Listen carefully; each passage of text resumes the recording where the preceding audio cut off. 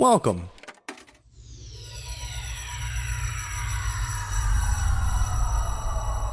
to Arcade Audio.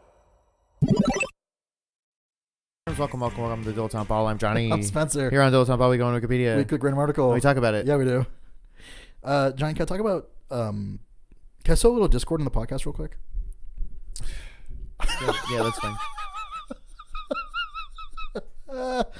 Johnny, I'm going to make it short and sweet. If you go to patreon.com/arcadeaudio and pledge to Arcade Audio at the $3 level, we're gonna give you secret bonus access to the Discord server. Shh, don't tell anybody. Okay. That's true. No one can access the server unless we let them. Did you know that? I figured. Yeah, because otherwise it'd be a free-for-all, man. Mm-hmm. The press will be all in there. Oh, the Paps. gosh. Don't want the Paps in our Discord server. Please don't invite the Paps. TMZ's been trying to get in for ages. Yeah, if you're an undercover TMZ Pap, please don't pledge to us. We don't need the publicity anymore. Our doors are getting beat down as it is. Anyway, what is Discord, you might ask? It's a chat room. It's a little chat room so you can talk to other fans of the podcast, other like-minded individuals. And we'll be in there from time to time, and we're fans of you, so it's that's true. We're all there for something. Yeah, we're all there for something. No games. I was gonna interrupt your bad little pun there. It made me very mad. I don't want to make waves. I'd rather let sleeping dogs lie. You know what I'm saying? Shit. That is to say that tonight, if you're listening to this the day it came out, July 3rd, 2018, you can come to the Crowd Theater in Chicago, Illinois, right now. Wow. Wait for an amount of time 16 hours because these are released at midnight. Oh, is that right? Okay. And you can come see our comedy panel quiz show. I think you did bad math. Did I? Yeah, it should be 20 hours, right? Because the shows are at 8 o'clock. Well, no, 8 a.m. and then you start back again at 1. Okay. So you go from midnight to 8, and then once it's 8 a.m., then it switches to 1 p.m. I'm losing my mind. You know how time is base 8?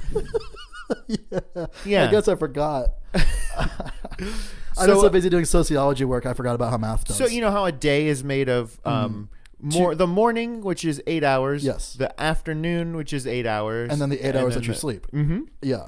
Yeah, 3 8-hour chunks. That's how America works. 1 a.m., 1 p.m., and 4 m, which is fourth meridian. Even though it's meridian, is that the word? Yeah, it is the word. Even though it is only the third one, it is sponsored by Taco Bell. Right, the fourth meal, fourth meridian. Yeah. It's a good tie-in. Fourth meal meridian. Right. Mm-hmm. Bong. Were you saying something of importance? I think I was telling people they should step outside the bun.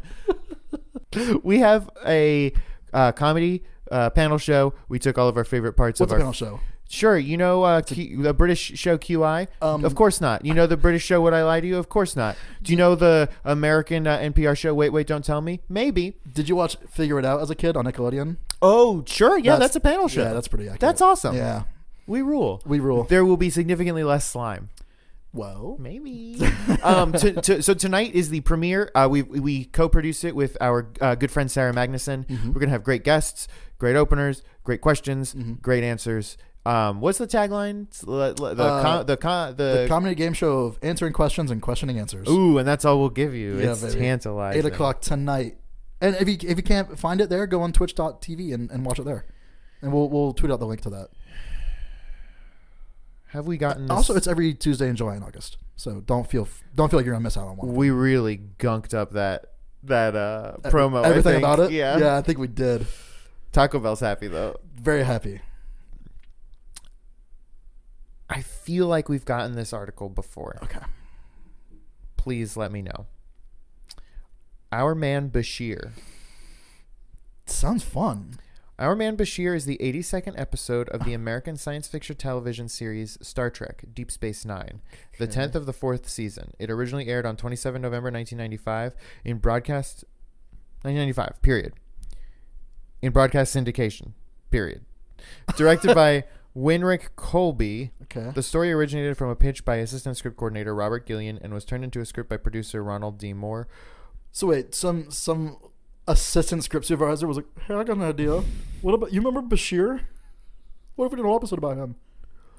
Both hairdressing in the episode and the score by Jay Chataway were later nominated for Emmy Awards. Does that mean that Jay Chataway did the hair and the score? Or is this just poorly written? Well, both is maybe the answer. Both the hairdressing by whoever in the episode and the score by Jay Chataway. What's the dumbest thing you can win an Emmy for? We have friends that have Emmys. You know, that's true. So it's like clearly something. Like, I don't even set design on a commercial for like white rooms. A commercial for white rooms. Yeah. It's like a set design for that. Wow, that room's really white. Okay, bear with me. I know it's gonna be a little off the wall. Egg crew.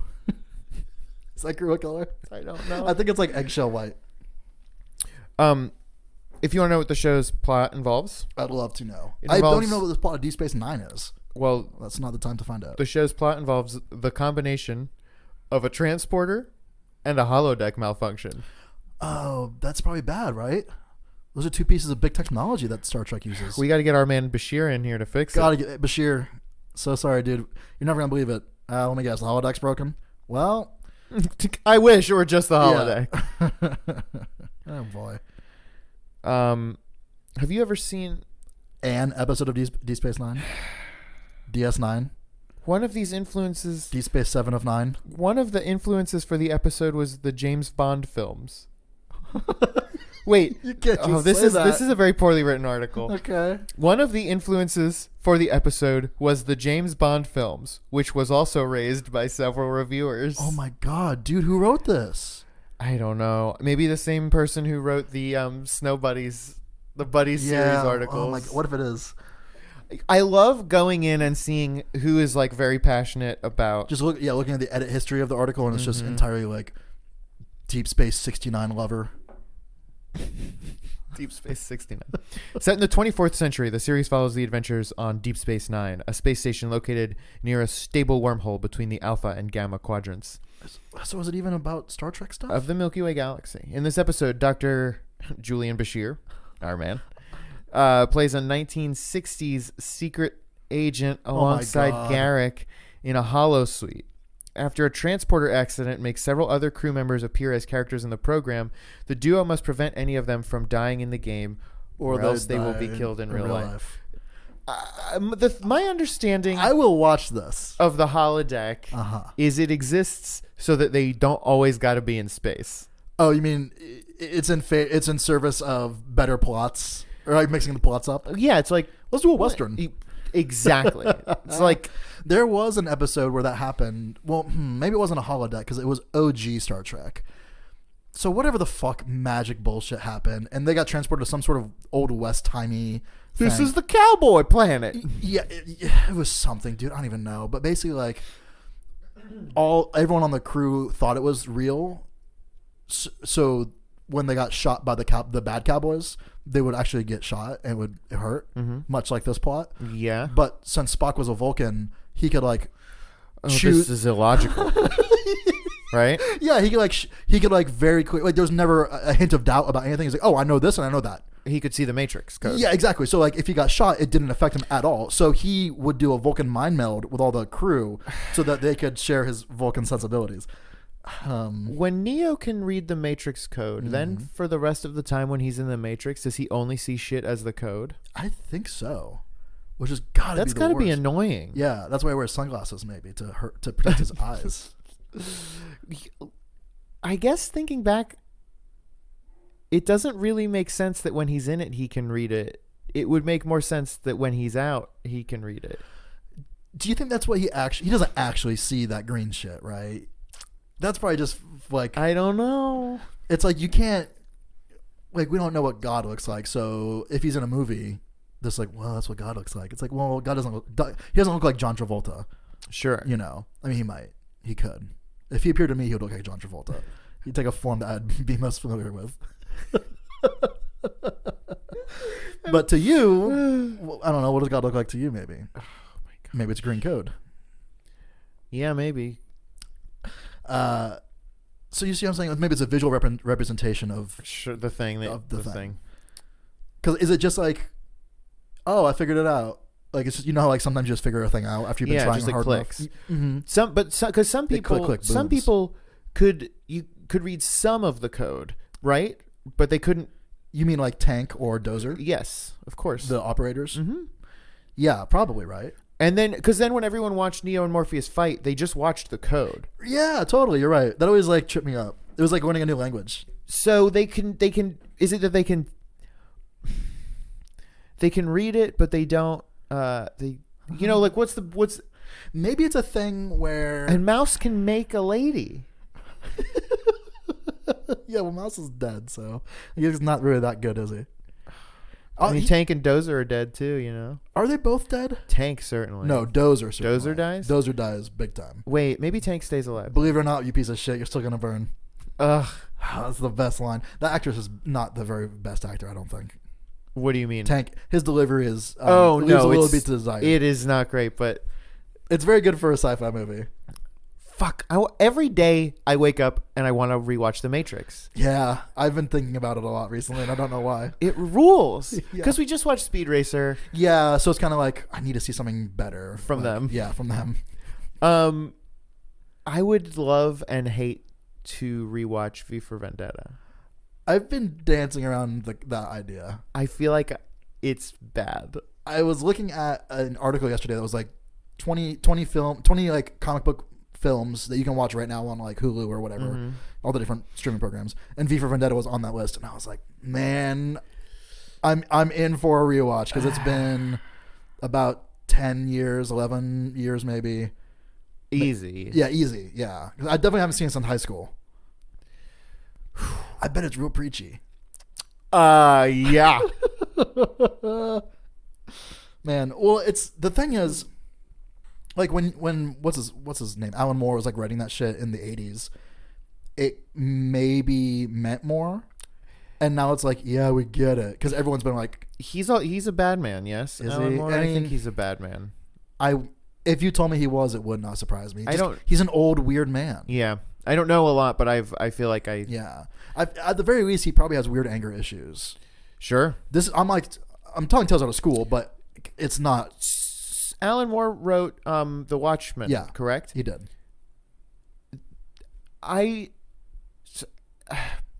I'll take you on this journey. All right, great. I found a tweet that the joke was something about that. It was in reference to the joke of Doctor, I'm very sad. Oh, you should go see this clown. Great Clown Pagliaci's in town. That's me. Yeah. And I sent the joke to Jessica, and she had never heard the riff on this. She'd never heard the original. Okay. And then I told her the joke, and then I was like trying to figure out like where it came from. Yeah.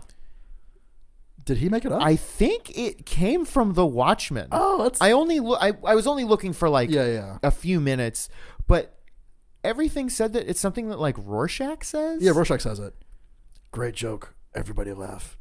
I couldn't see anything else. Everything seemed to say that is where it came That's from. interesting. I never which looked is into it. nuts. Yeah. Because it's such a thing. It definitely is a thing, yeah. He's written a lot of very well-regarded comics, Sure. which doesn't mean he's a good guy. Oh yeah, certainly. I don't know. I'm not willing to take a stance without having done the research, but Certainly. And I'm definitely again, I like, was just saying he might not be great. I feel like I heard something I thought that maybe you could corroborate. Yeah, but I don't maybe not. know. Yeah. Is he a Swamp Thing? I don't know. Maybe he is. But Swamp Thing's, quite honestly, I would love to meet a Swamp Thing. I would love to meet a Swamp. Swamp Thing feels like a good man, probably, right? He's not a man. He's He's a monster. a monster. Sorry, Swamp Thing's monster. Stupid. What's the deal with, do you know Swamp Thing's? I don't. Do you know Swamp Thing's deal? Yes, Dr. Swamp Thing created a monster who lived in a swamp, just like Dr. Wolfman created a wolfman Sure. who lived in a Wolf cave. Den. And Dr. Frankenstein created a Frankenstein. Does Swamp Thing have a bride? Bride of Swamp Thing? Does everyone get brides? You would hope. You want them Or to find- husbands. Yeah, I mean, depending on the Partners. Yeah, either way. Yeah, that's true. Yeah, either one. I don't know. I would love. Okay. You know what I would love? In the movies, did they call him Frankenstein? I don't know. 'Cause- in the book they refer to him as like Adam, Yeah. which is crazy. Because the Bride of Frankenstein is the title of something. Oh shit! Well, it's like it's the monster's like stepmom. Yes, I also have my doctorate. You can refer to me as Dr. Frankenstein as well. Thank you. Oh my god. Fuck, that's so good. Well, and we also there is such a classic image of Frankenstein's monster in your head, and such a classic image of the Bride of Frankenstein's monster in your head. Yeah, she's got that like Marge Simpson style like, but it's kind of thing. It's black with like a streak of white. Yeah, which is so cool. Yeah, even though like no one has seen those movies from like our generation. I certainly haven't seen any of the classic Universal monster films. No, I don't think I've seen any of them. No, absolutely not. Yeah. What? That's crazy. But it's just like I know exactly what all of these things. They're so zeitgeisty. No, I don't even know. I think it was beyond that. It's like a part of like our culture. Yeah. Like Frankenstein and the Wolfman and all those Frankenstein's monster. Wolfman's monster. They're like baseball players. You know, they're like the Babe Ruth of cinema. Yeah. So I never saw a Babe Ruth game. I know who that fool is though. Yeah. Speaking of Universal Monsters, spooky things, Halloween Creep 2K18. Yes, I did book my tickets to Halloween Horror Nights, the nation's premier Halloween event, now with more haunted houses than ever. That's right. This year they're going to have 10 haunted houses. One of them is Stranger Things. And if you go to universalstudios.com/dilettanteball, you get 10% off. I mean... Sorry, what is one of them was Stranger Things? Yeah. If we could get some kind of fucking deal with the Halloween Horror Nights, I would lose my fucking mind. Because I say it every year, it's the only thing I like. And I am so passionate about it. And what's nice is I don't like anything, so I get to sort of live vicariously through you for this one, sweet weekend. A sweet weekend. If you will, it's a sweet weekend. I can't wait. Yeah. I'm so excited. I can't wait. There was this thing where if you were a Florida resident, you could just bring in a Coke can. Yeah. And you just get like $35 off. Which is crazy. Yeah. So you couldn't bring in multiple cans. It wasn't like bring in 6 cans and no, each can did not have a cash value of $35. Okay, good. Okay, so you can just like tie a string of like empty Coke cans around your neck and be like, "I'm bringing my family in." And then after you get married, you can tie them on the back of your car and drive right in. Yeah, thank you.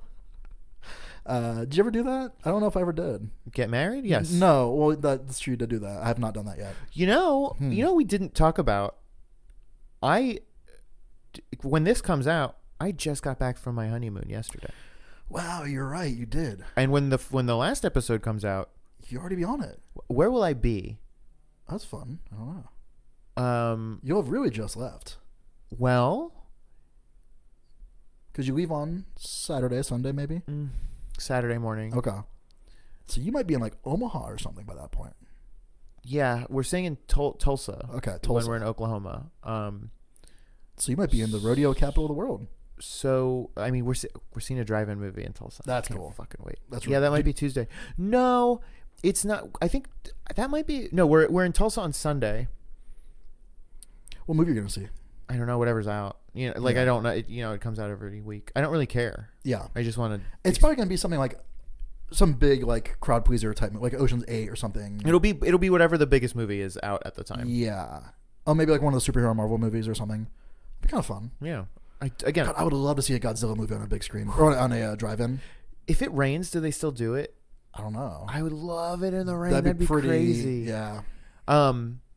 Fuck. Now I don't know. I mean, maybe like New Mexico, somewhere in New Mexico. You think it'd be New Mexico already? Yeah. Wow. We're kind of cruising through the Midwest. We're doing Route 66. No one knows what we're talking about. Yeah, sorry. We're driving Route 66.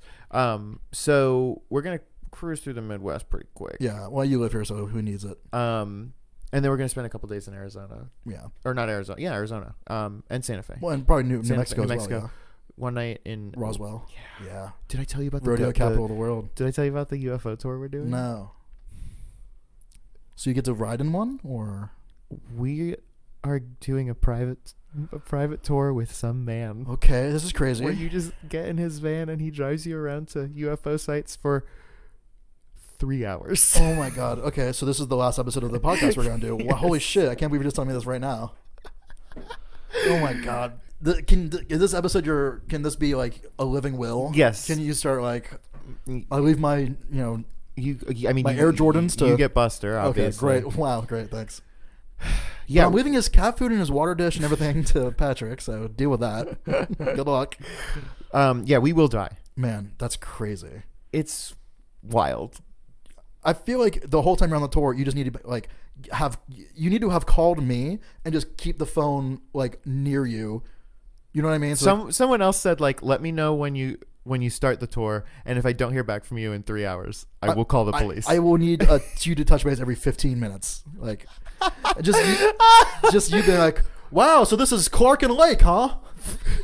Just like constantly updating me with your exact coordinates. The thing that I'm honestly nervous about is like, wow, cool van, huh? What's his license plate? VK9335.